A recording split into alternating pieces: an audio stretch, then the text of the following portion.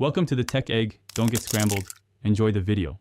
Heat 2 tablespoon oil in a heavy pan over medium heat and add 1/4 tsp asafoetida.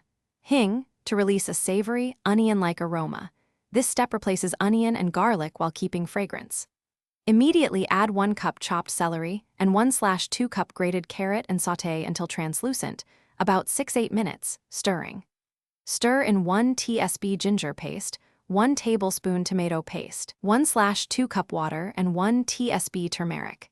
Simmer 2-3 minutes to build a balanced, caramelized base. Toast 1 tsp cumin seeds in the hot pan for 30 seconds, then add 1 tsp coriander powder and toast 10-15 seconds to bloom oils and deepen flavor. Stir in 1/2 tsp chili powder, 1/2 tsp garam masala, and 1 tsp tamarind paste to balance heat and tang. Cook another minute. Pour in 200 ml coconut milk, adjust salt to 1 tsp. Bring to a gentle simmer, and cook for 15 minutes, so spices and aromatics meld into a creamy, cohesive curry.